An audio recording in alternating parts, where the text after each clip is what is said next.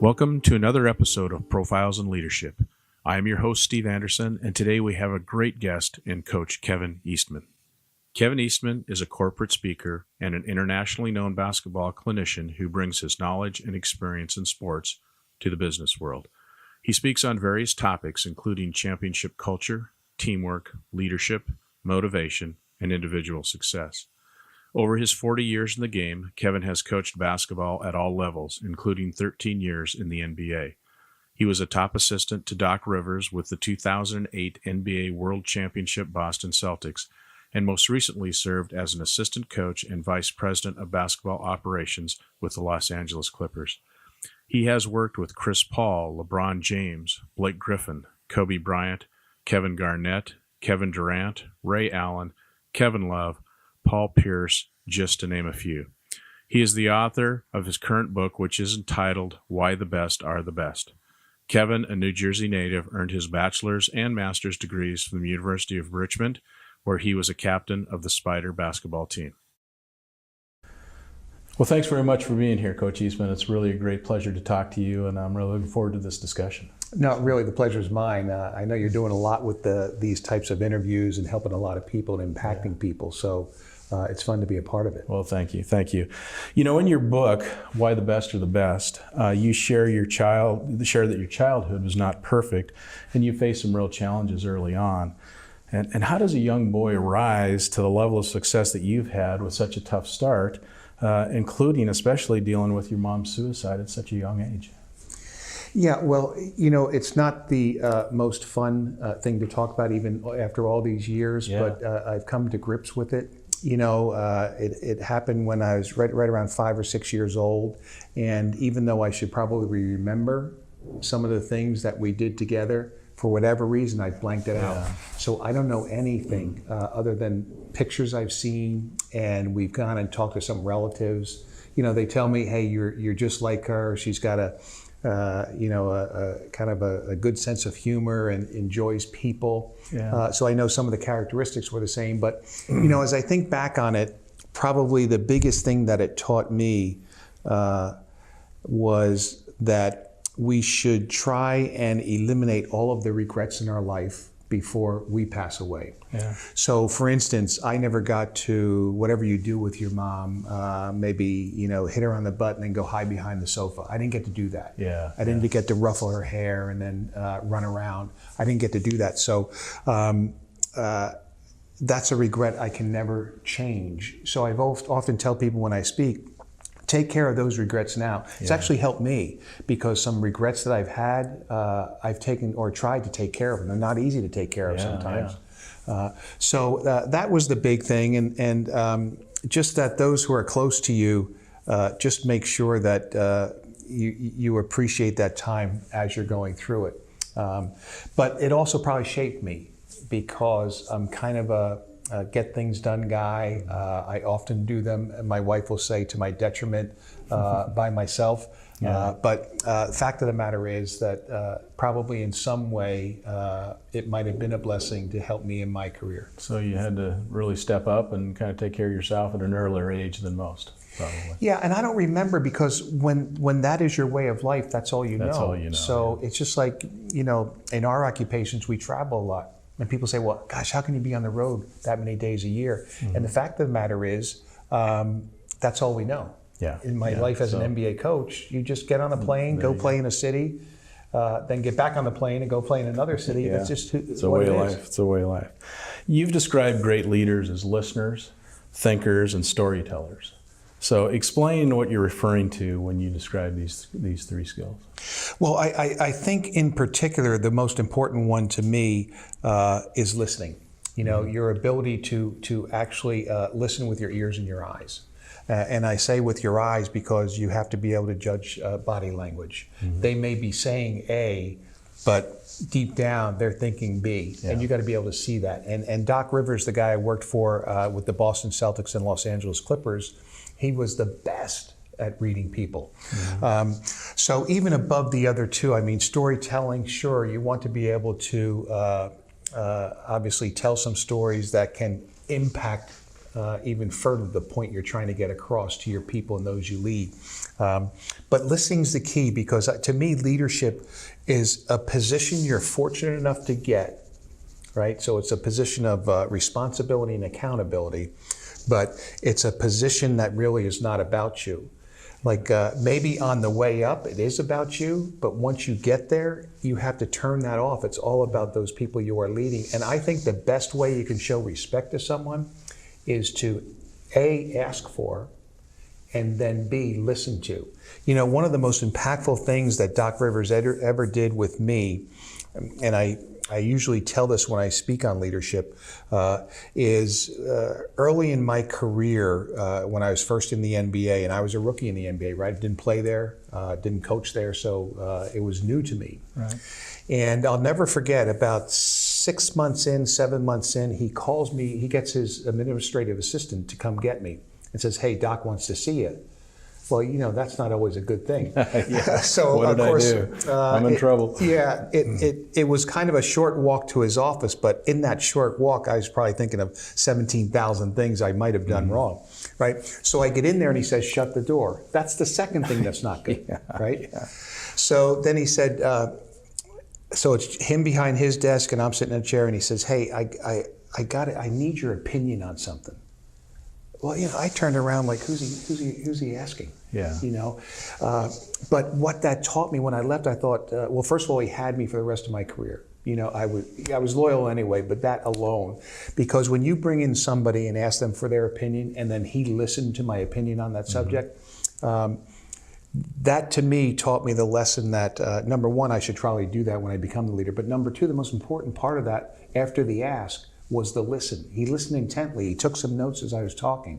So that's why listening to me always becomes crucial in leadership. And when we talk about leadership, it's a common, you know, a lot of people will say that and believe that, as do I. I think it's one of the most important skills that we can do. Yet I wonder, in your experience working with executives and businesses, you know, are they good listeners? You know, why aren't we better listeners? Well, I think some of it is the pace with which we live our lives, and we always want to get on to the next thing. And then some of it is we forget that we actually should be listening when we're a leader, right? Yeah. So we want to just tell rather than listen. So I often ask the question when I speak, and it's a rhetorical question. I don't want people raising their hands and all that. But do you listen to respond, or do you listen to understand? Exactly. And I think the best leaders, like Doc that day, he listened to try and understand my point of view and why that was my point of view. So do leaders listen? I think it's like anything else. There are characteristics that are important to the success of so many different crafts, right? Does everyone who's in a leadership position execute all of those every day? No, probably not. I probably don't. You know, I often say that we leak. You know, we're human beings. Some days we leak concentration. Some days we leak discipline. Some days we leak enthusiasm. Some days we leak passion. But the key is to recognize that you're leaking and quickly turn it around. In a previous interview, we had talked with another guest about, you know, you don't see any classes in MBA school or anything like that on listening, and there probably should be, because it seems basic, but you know, perhaps we could become better at it as a group of executives if we had some training in it earlier on, like you had got the training from Doc Rivers. So.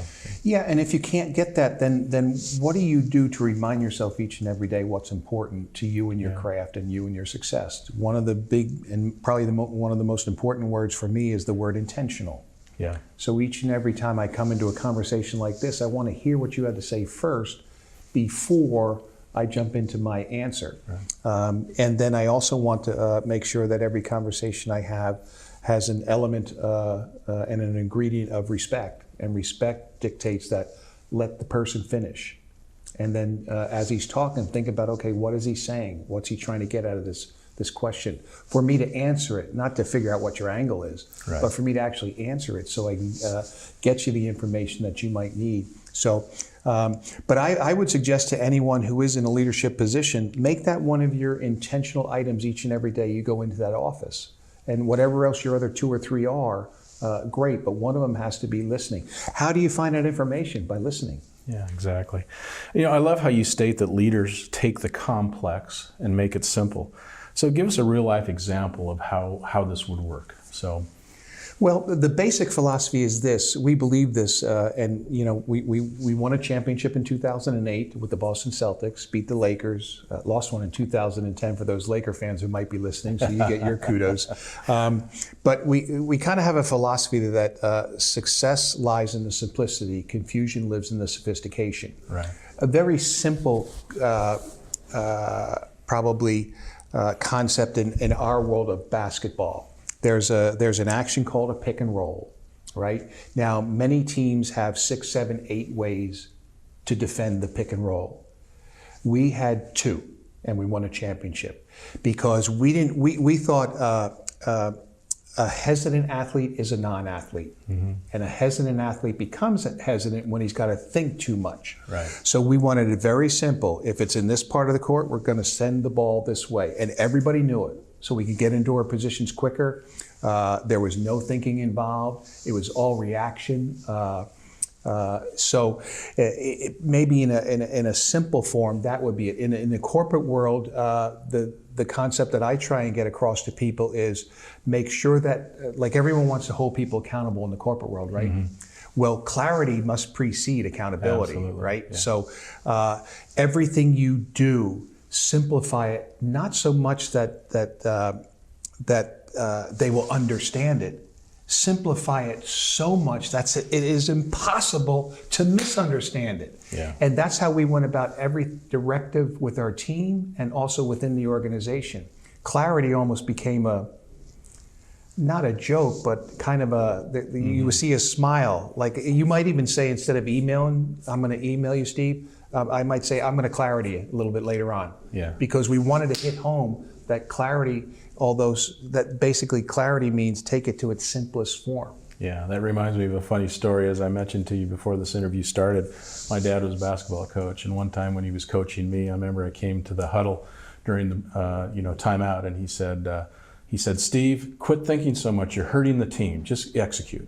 Yeah. And it was I remember that to this day. Yeah. So, yeah. Sometimes it's good to have our mentors, and when you're a college coach, to even have the president of your school sit behind your bench. There you go. Because I'll never forget one time when I was at Belmont Abbey, it was a late game situation, and I said to one player, look, when you get the ball, immediately pass it to someone else. And then on the way out, I told a couple of players, don't throw it to him, right? Yeah. So sure enough, the very first pass from the out of bounds to the inbounds was to this kid. He turned it over. Yeah. And afterwards, the president came up and said, now I understand why coaching is so hard. That's right. Talk about listening. Yeah, exactly. I'm really impressed that you dedicate 2 hours a day to reading. How can someone as busy as you make that work? Well, I think you said a key word when you said the word make. So many people try and find time. You can't. Today's world's too hectic. The pace is too fast. There's too much clutter. There's too many demands on us. Like I have some things I have to get done on this trip, and I tried to find time this afternoon, and I couldn't find it. So I looked in my briefcase. It wasn't there. I went down to the front desk. Maybe I left it there. It wasn't there. Right? So it's not about finding time, it's about making time.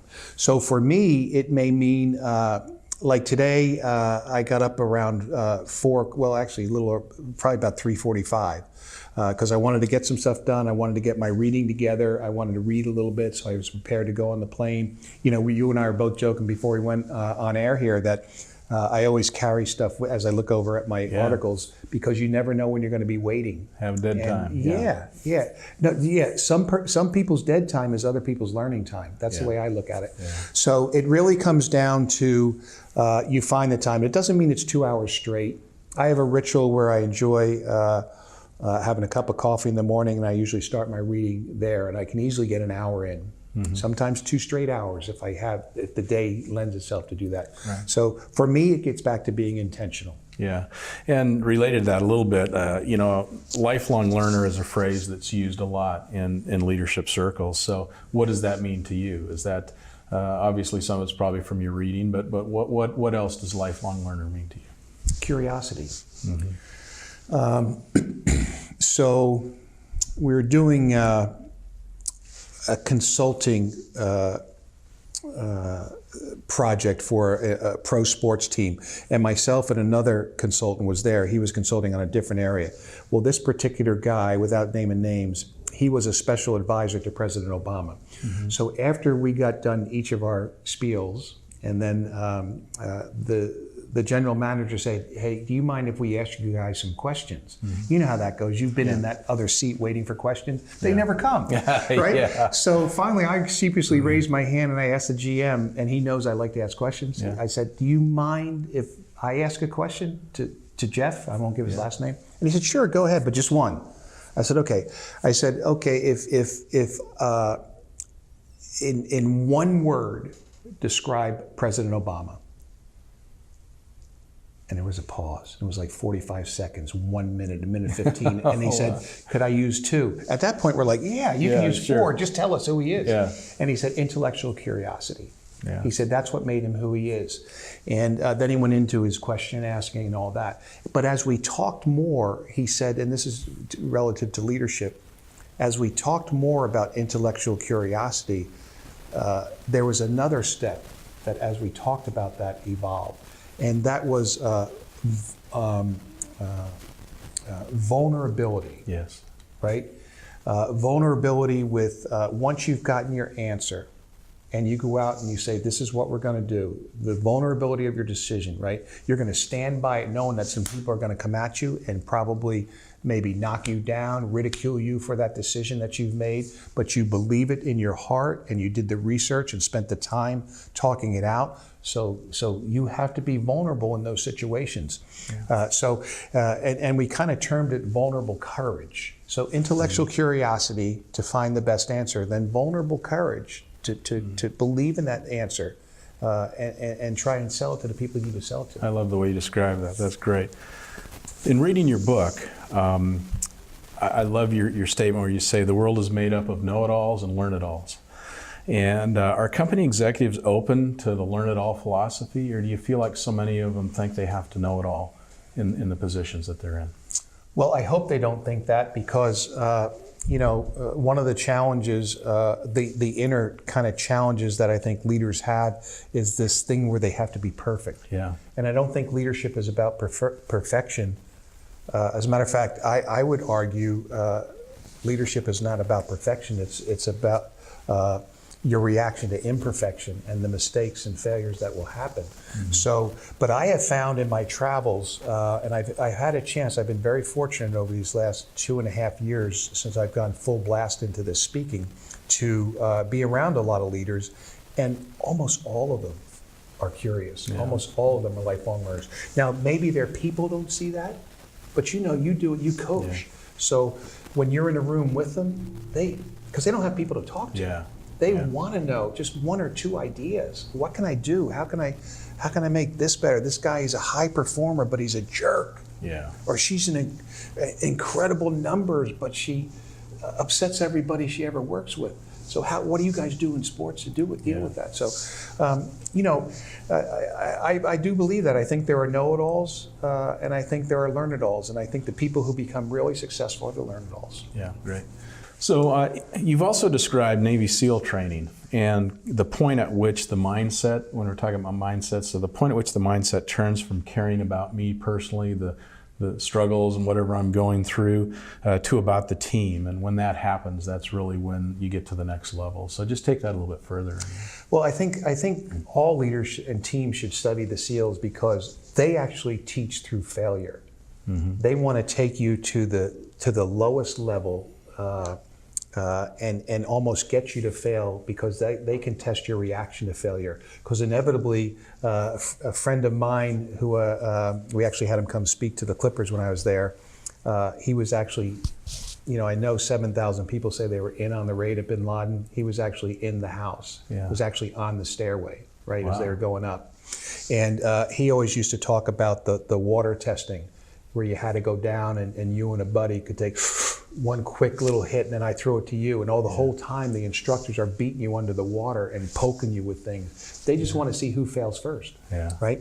So I think what you're dealing with there is simply that the SEALs, they understand that you are going to fail, you are going to make mistakes, that success is not a game of perfect, it's not a game of failure free, and it's your reaction to failure.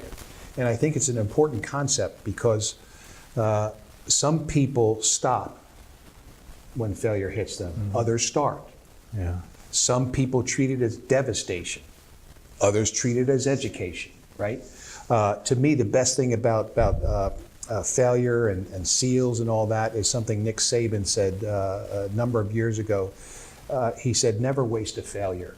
And I think that's how the SEALs live with their after-action reports, right? And they sit down in that room and there's no hierarchy. There's a flat line and nobody has a title. Everybody has a part in the solution. Nobody has a title. Everybody has a part in the solution, and they go at each other, as you know. And some of it is, hey, you screwed up here. Now, what are we going to do to fix it? Holding people accountable and so on. George Raveling is a legend in basketball coaching history, and I know that he's a friend and a mentor to you. What makes him so revered by those who played for him and those who coached with him? His insatiable quest for more knowledge. He's a classic example of I may not know what I don't know, but I'm going to find out what I don't know, then I'll know what I don't know. If that all makes sense. That's George. And he is such a giving person. I mean, he believes that if you hold your knowledge in your head, then that's not fair to the rest of the people you touch. And he's kind of impacted me in that way. So he's a continuous learner. He's an incredible giver. He's an observer of humanness, how people act, how they react, what he can do to help people. If he sees somebody down, he can bring them back up. If he sees somebody too high, he'll remind them, hey, it's not always going to be like this every single day. But he's a first-class, incredible human being. Yeah, he really is. And if I can share this story, a true story. So in high school, I went to a camp that he put on in Pullman, Cougar Cage Camp, that you're probably familiar with. Yeah. And I was a pretty good high school basketball player and wanted to play college basketball. And my dad had set up went to George and asked him if he'd talk to me because, I was like a typical kid, probably wanting to go to a school that was a little higher than my ability. And so George Raveling sat down with me on the stairwell of a dorm for 45 minutes, one-on-one with me, and talked to me about a little fish in the big sea and a big fish in the little sea and the whole thing, and basically got it through my head that I was probably a better choice to go to the little school. And I went to that little school and had a great experience. But I always remember that as giving me great advice at a very impressionable age, and he just gave his time. And there were hundreds of kids at that camp. So I mean, it was awesome. Well, that's George Raveling. Yeah. You described it much better than I with that story. Really. He's a great man. You seem to have a great admiration for Kobe Bryant and his obsession with fundamentals. So how does that transfer to helping someone be their best? Well, I think it all comes down to the simple things win. Simple things succeed, and I believe spectacular things fail over the course of time. So if you were to watch Kobe and in his off season and you watched him work out, you would be like, wow, you're doing some of the most simple things I've ever seen done. Why do you do that? As a matter of fact, there's a kind of a lore around, I ran the Nike camps in the summer with their elite college and high school players, and we would bring in pro players to teach the kids some things. So in particular, one day, one of the workers wanted to see Kobe work out. So he asked Kobe, what time you're working out? And he said, 4 o'clock. And the guy said, now wait a minute, we actually have, that's the second session is 4 o'clock. He said, no, a.m. 4 a.m. So this guy, he decides he's going to go get there before Kobe to show Kobe that he can get up early too. So he gets over there just on time. He wanted to get there at about 3:40. Well, as his cab pulled up to the gym lights are on, and he hears a ball bouncing in there, and he walks in, and there's a guy drenched in sweat. It's Kobe, right? So he had already been there like at 3 o'clock, 2:45, right, to start his workouts. So he watched for a while, and he saw Kobe doing all these basic pivot moves like junior high drills for like an hour. So after the workout was over, he said, Kobe, I just got to ask you one thing. You're the best player in the world. Why would you work on such simple things? And he simply said this, why do you think I'm the best player in the world? And there you go. You see, Kobe can do all those spectacular things because of his mastery of the simple things. And simple wins in, it doesn't maybe get you in the newspapers, and it's not real eye-opening to people, but it is successful. So in the business world, just do simple things really well and don't get too complicated. Yeah, whatever those things are that you have to do in your industry, in your building even. Yeah. Some of it could be, hey, don't communicate by screen, communicate by face. Yeah. Right? That's a simple thing. Just get up out of from behind your desk, Mr. or Mrs. Leader, and walk into somebody else's office. Yeah. Let them control the environment sometimes. Yeah. It's amazing how much you get when you go on someone else's turf. They're just more comfortable. Yeah. A mentor of mine told me once that I needed to schedule time to think. And you write in your book that think time and intentional thinking is crucial. So what does this look like in a normal business day for somebody? I think it depends on their schedule. I think you have to build it in. I don't think, now, I kind of maybe shouldn't say this, as my wife would tell me, but I know all the books maybe 5-6 years ago are all about time management. Well, they never worked for me. Yeah. Priority management works incredibly well for me. So I make sure that I have the minimum of 30 minutes, a block. I don't know where it's going to go each day, because my morning may be heavy with things I have to get done. So I may put it in at 1 to 1:30 or something like that. Just some time to get away. And again, it gets back to that word we talked about at the very beginning. What are you going to be intentional about? Mm-hmm. Like I call it get off the treadmill, right? Because everybody lives on this treadmill right now. And actually that number, it used to be like when we first started, it was maybe on 6 and we thought that was fast. It's on like 28 now. Yeah. Like people are going and they don't know how to get off.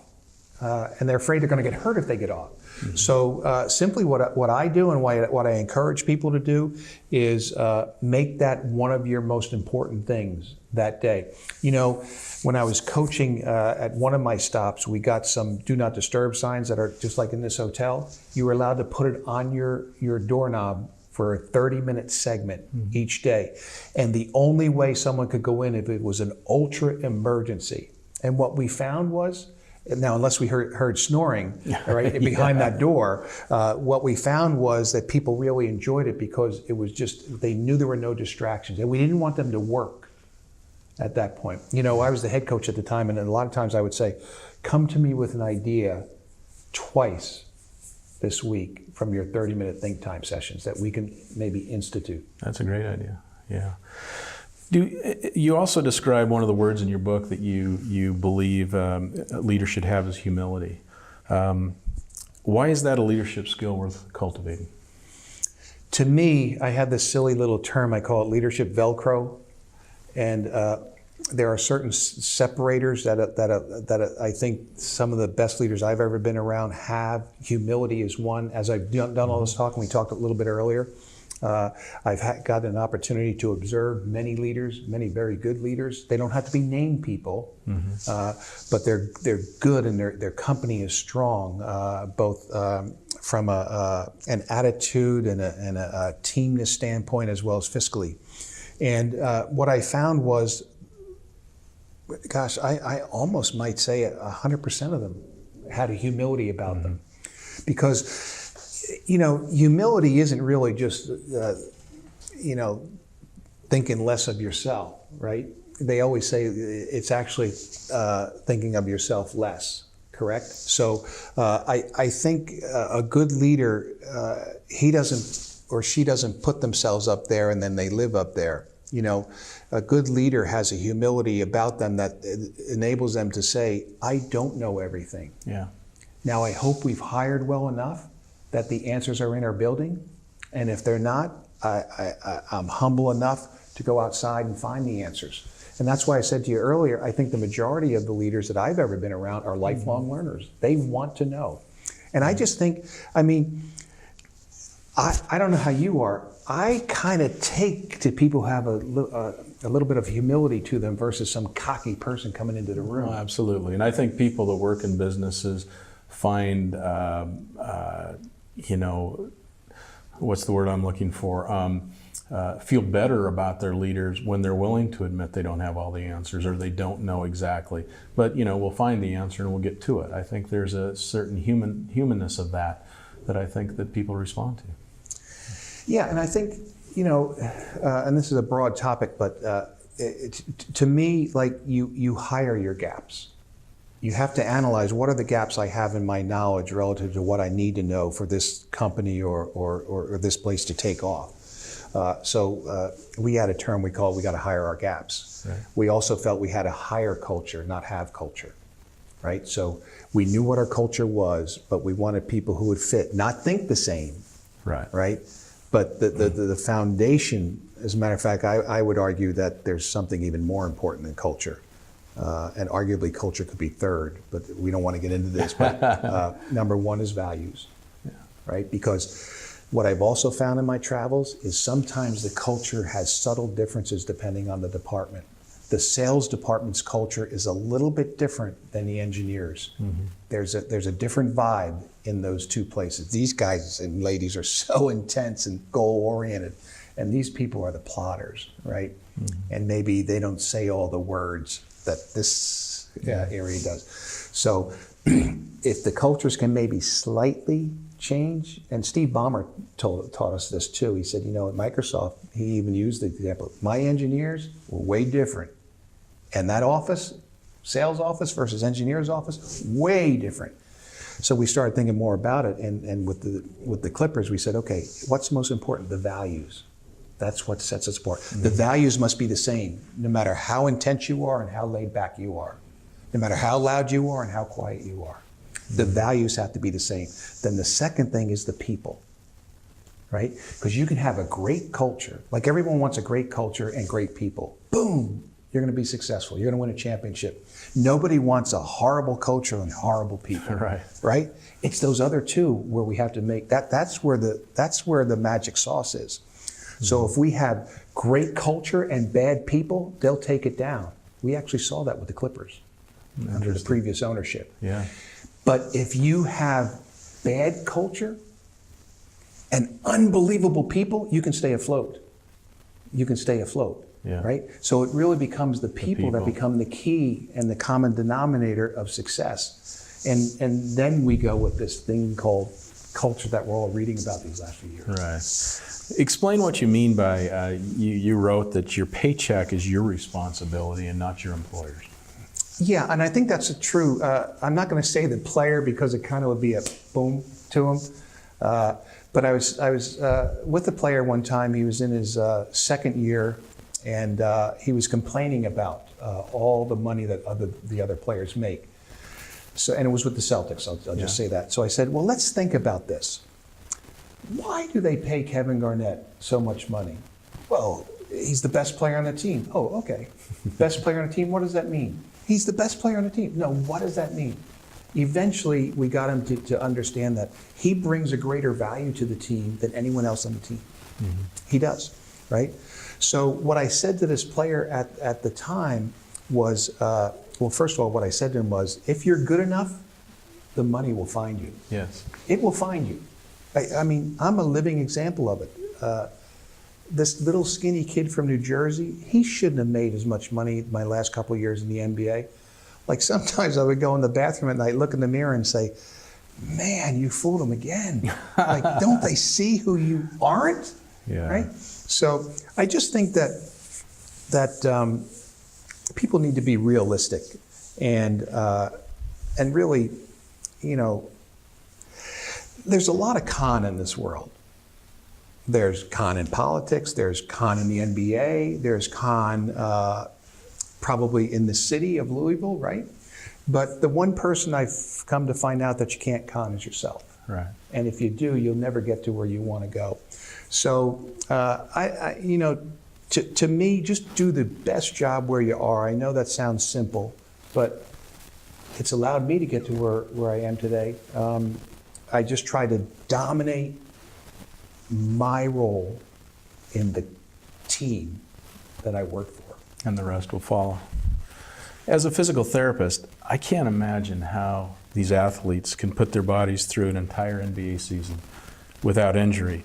And as a coach, how do you prepare your team to reach these goals, yet protect them from these overuse injuries?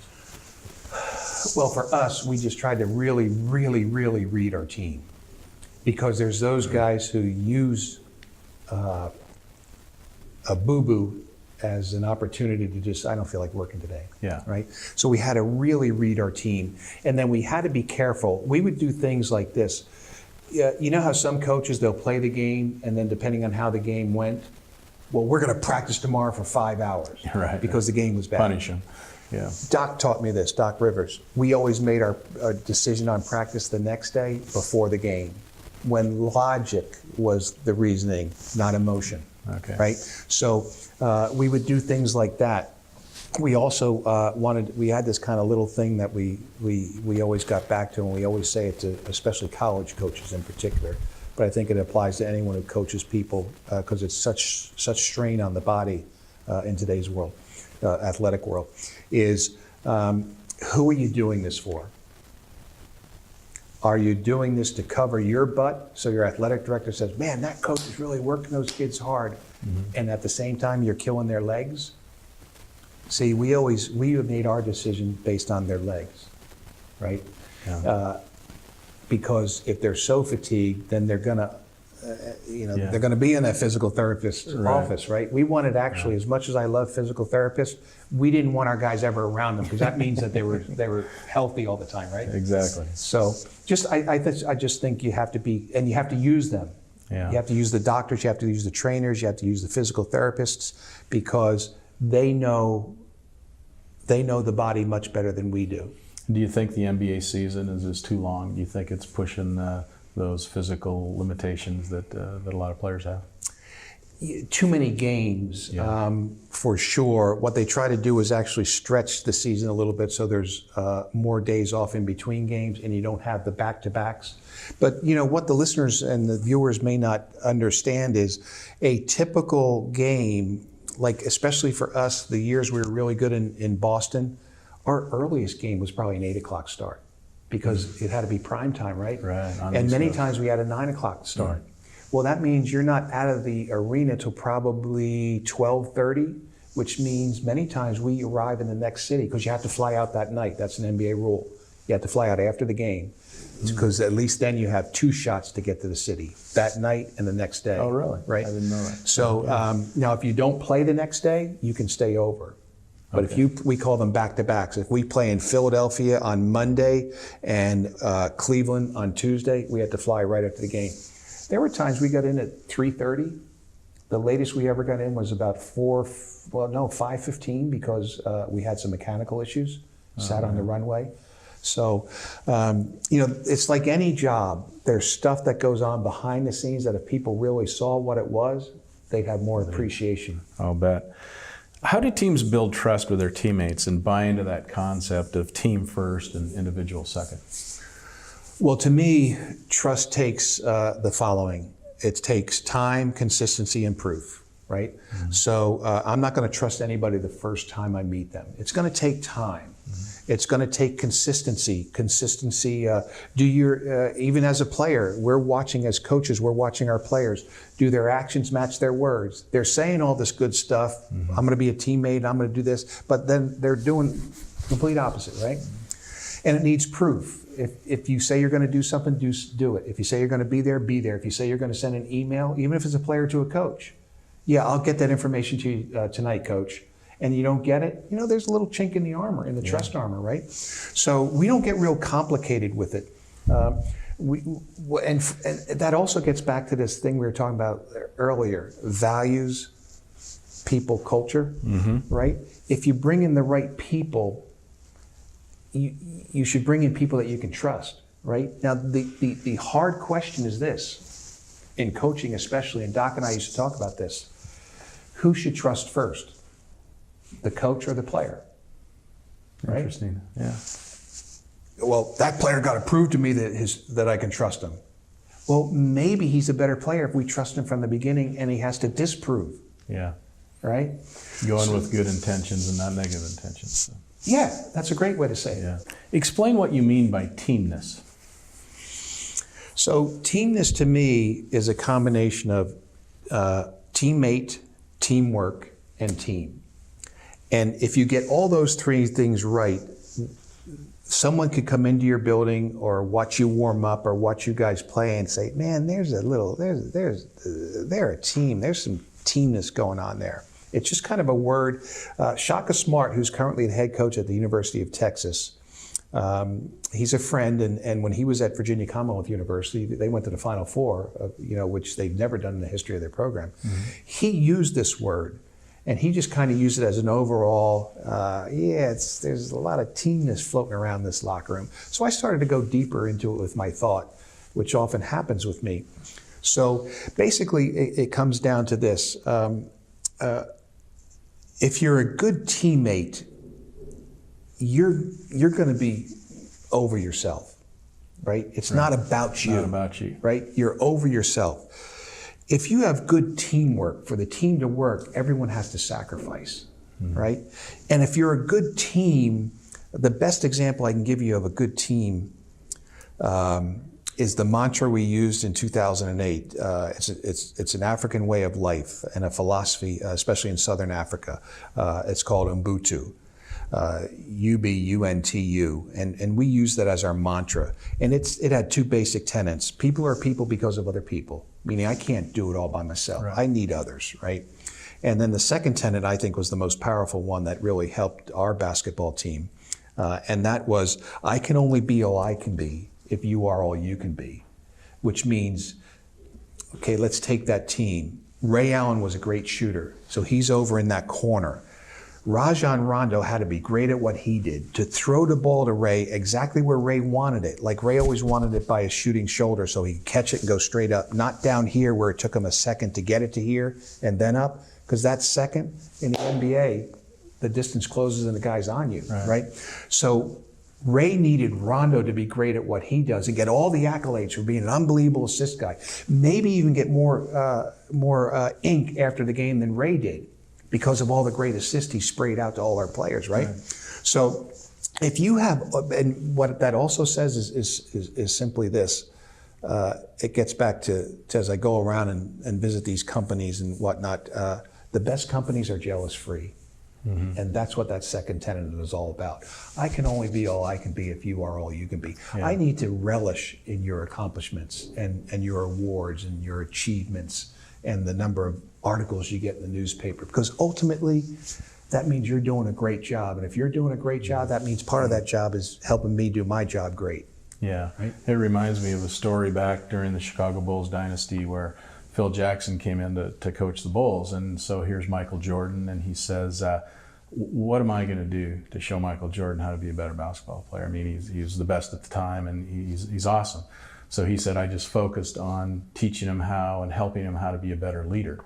And then by doing that, it just really changed the chemistry of that team, that they played more like a team, because the talent was always there. They just couldn't win the big games. And then of course, they went through a dynasty time where they won a lot of championships. So I think it's an interesting job.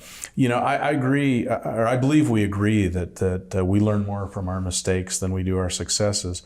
So just take it, you took it one step further and you said mistakes are going to be made, which you've already said today in this interview, but you also said just make sure they're new ones. Mm-hmm. So what does that mean? Well, that means you're trying. That means you're not making the same one over and over and over again, because obviously, whether it be in the corporate world or the sports world, we have to cut you, trade you, or say you're fired if you keep making the same mistake over and over, all right? Make new ones is we don't want people kind of to the point where they feel like they're roped in and they can't do anything and they're walking on eggshells all the time, because I don't think we get the best out of our people when that happens.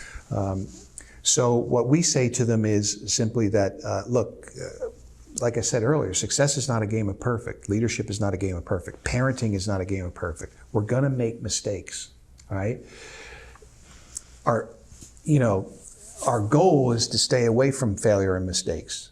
Our challenge is to truly, truly learn from our mistakes and our failures. So those mistakes, even though Kevin made it, if we let everybody in the organization know, and we were pretty open with this, unless it was really personal and we felt it would hurt the person. Right. We wanted the company to know and the team to know the mistakes so that maybe it can keep that person Learn from it. from making it, right? Yeah. So it just kind of gives a little bit of a freedom to be their best, we think. And to take risks. Yeah, kind of, we always used to say thought out Right. and researched risks. Right. So we didn't just want them flying by the seat of their pants, because that's usually when the pants get ripped. So, Yeah, and that's that's never a good look. You know, we can learn from history, and you state in your book that, you know, that history is important, but don't live in the past. So distinguish between the two. What you do there. Yeah. So I have a thing, we're getting into a lot of stuff. I have a thing I call the three-dimensional look at success. We've got to learn from the past, produce in the present, and prepare for the future. So when we talk about that first one, which you asked about, we've got to learn from the past, not live there. Mm-hmm. Because when you live there, that's when complacency comes in, that's when we start to cruise, and that's when we get beat, either on the court or our competitors in the corporate world, right? So, but we're very intentional. Like, if there are coaches watching this, they will totally, totally get this. Your players always say after the game, especially the next day, boy, we learned a lot from that loss. Well, they say it because it sounds good in the newspaper, right? We actually challenged them. What'd you learn? Yeah. Be specific. What did you learn? Well, we learned we got to move the ball well. No, that doesn't count. What did you learn? Move the ball well when? Who didn't? Who should have? Who didn't encourage somebody, right? Who didn't take over a leadership spot at that time to recognize, hey, we're going south right now, right? So I think the big thing is, whether it's a success, just learn from it and get on to the next play, right? Or it's failure, learn from it. You can't live there, because if you live in failure, you're never going to get anywhere, ever. And everyone who's listening, and you and I both, if someone asks us, hey, raise your hand if you failed, our hands would go up. I know it would. Yeah. So come on, man. Another legendary coach, Pat Riley, had a saying, "The disease of me." What did he mean by that? Well, it can't be about you. It's kind of that, what I had said earlier, this part of teamness is being over yourself and into the team. And that doesn't mean that you don't, we want you to be good and produce at your role, right? As a matter of fact, we used to say, be an all-star at your role. Don't just have a role. Because the all-stars at their roles, they get recognition. The best rebounder in the NBA, everybody will know who it is. The best assist person, everybody will know who it is. The best defender on the star players in the league, everybody will know who that is. So be an all-star at your role. And understand, we even got away a little bit from that word role. And this is kind of what Coach Riley was talking about, right? Because role, the coaches and leaders spell role R-O-L-E. Players spell it S-U-C-K. They think you think they suck. Yeah. That's what a role is to them. So we started to get away from that word role, and we said, hey, look, here's your value. Here's the value you bring to this team. That's a great way to If say it. you do this well, you're going to be so valuable to our success, right? Now, as a leader, I have to make sure that, well, we're in a public profession in coaching, but I have to make sure that the public knows how good you were tonight at that role that the public never sees. And then I have to talk to my best players so that they understand, hey, occasionally you gotta talk about James and make sure that the people know that he was, even though I scored the most points, he was key tonight. He made you look good. Yeah. Or he took a charge on Kobe to get his third foul in the first half, and Phil took him out. Yeah. Right? So, and we would say to our best players, if you want them being the best at what they do, our role players, you've got to trumpet them at every opportunity, because you're going to have the platform every single game, right? Yeah. So That's great. You know, many like to use the phrase, you don't have to like me, you just have to respect me. Do you buy that? well, not necessarily, because I think you can be liked and respected. I don't have a whole lot of people that I've been like, they've been part of my life. Now, I might respect a coach who I've never had to deal with and not like what he does, but when it's me and they're involved in my life, I've not respected anybody I didn't like. Yeah. That's just me. Yeah. And I think like is another leadership Velcro. Okay, you can, and liking isn't agreeing with everybody all the time. It's maybe respectful conflict, respectful confrontation. It's truth telling. Hey, look, you didn't do these things the way you need to do them in this job that you have, right? So, you know, everybody says I'm just concerned with trust and respect. Well, I think you can separate yourself if you put in the like. I actually saw a guy got fired who was trusted and respected, but everybody hated him. Yeah. No, and I think too, people that on the team or in the organization that can't stand their leader, I don't think you get peak performance out of that. I think you have to admire and like, if that's the right word, the person you're making all these sacrifices for. Otherwise, it's what's the point? So. Yeah, and you know, if I had to choose only two of the three, I would choose those other two, but I don't have to choose. Yeah. Right? And like is not that hard. It really isn't. It's please, it's thank you, it's can I help you? You know, that's why I say get out of your office as a leader. Get into someone else's office. I would, as a matter of fact, I would always ask Doc this, probably every 10 days. What can I take off your desk that you just hate to do? Just give it to me. And if I can't do it, I'll come back to you and say I couldn't get it done. But just, and I did that with other people. Yeah. You know, hey, Sue, what can I help you with today? Oh no, you're busy. No. What can I help you with today? Yeah. And if they say no, sometimes I would have one in the bag. How about this? Or Yeah. then can you help me with something? Yeah. That really turns it around. That's really thinking as you know, as a team as opposed to an individual. So that's impressive. And Doc shut the door. Yeah. Remember that? Yeah. He asked me basically, So- can you help me? Yeah, that's great. And what do you think, so now that you're working more with businesses and organizations, what do you think the blind spots that leaders and companies have right now? Well, it's interesting. The one thing that I hear the most, and it's kind of crazy, but I'll hear the employees say, well, I really don't know what's going on up there. Yeah. Right? I don't know what we're doing, and it's kind of unsettling. Then you talk to the C-suite, and they're like, I don't know what's going on down there, and I can't seem to communicate with them. Yeah. How about getting in a room and do what we're doing? Talk. How about that? Oh, I thought You're the talking only about communication. yeah, I thought the only T word nowadays is text. Yeah. You know, talk is pretty good. Yeah. And being in front of somebody. Yeah. Communicating, being transparent. I agree with you. I think there's a gap there. Yeah, and you know, you bring up a great point, and this is something I think you have to make decisions on in your own company. Do you really want to use the word transparency? Because it backfired in one place I was. Everybody thought that meant the leader would tell us everything going on. They would come into the room and say, now Stephen's the one who screwed that up yesterday, okay, because he did this, and this. No. Some things, like I used to say to Doc sometimes, I could read his body language, and I knew something was up. And I said, I got a feeling like this is something that I really don't need to know, so don't tell me. Yeah. Right?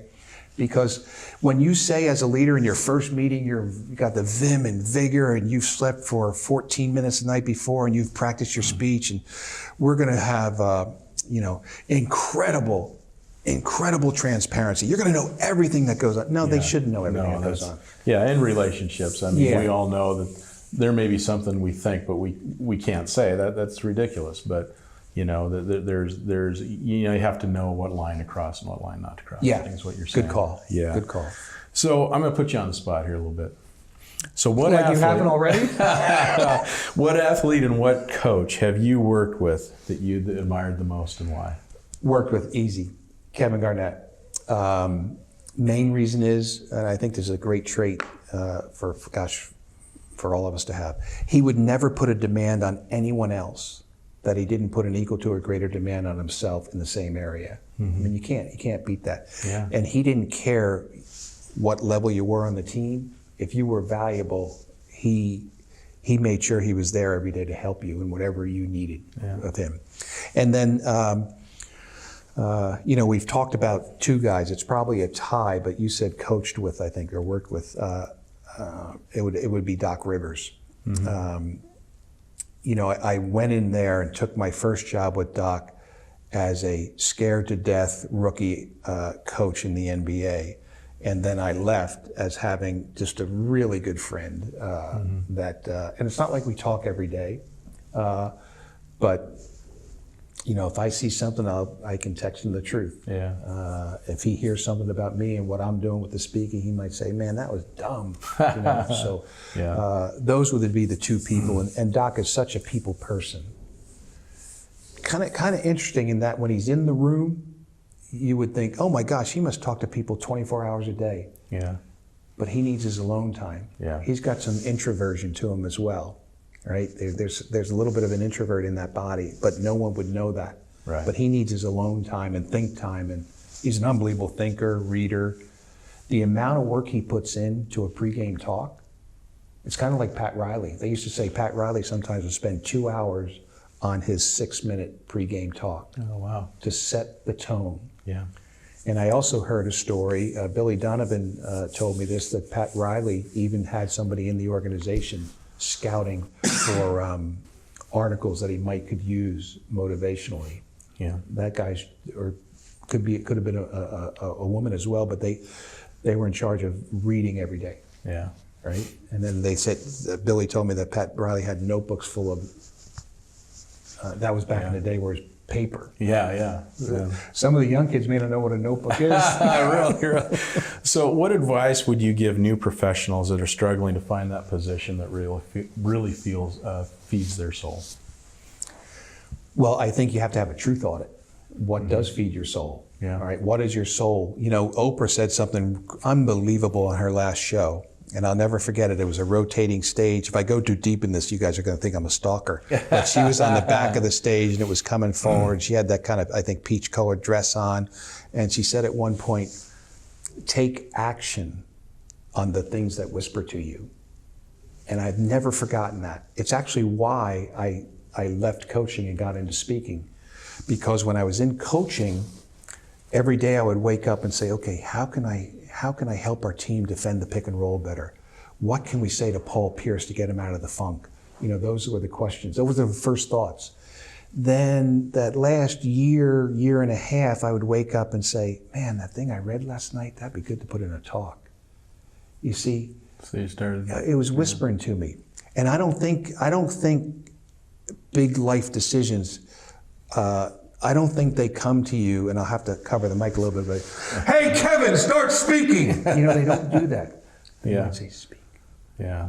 Speak. That's a great way. So And then follow blah, blah, that. blah. Follow that. Yeah, well, certainly pay attention to it, Yeah. right? Because that may tell you where your passion lies. Yeah. But here's the deal with young people. I know passion is critical and it's important, and the Simon Sinek, find out your why in life. I think that's all great. But if you're going to live on passion alone, you're not going to get where you want to go. The magic of someone's career, because young people, their passion is really high, but their knowledge is down here when they first get into a job.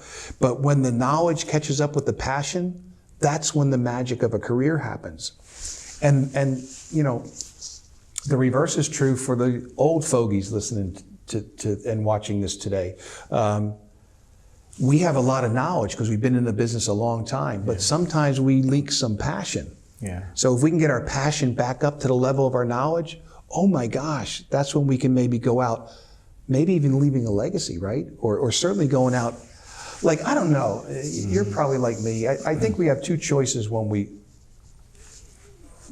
finally decide to get out of our profession. We can leave a job, or we can leave a legacy. Right.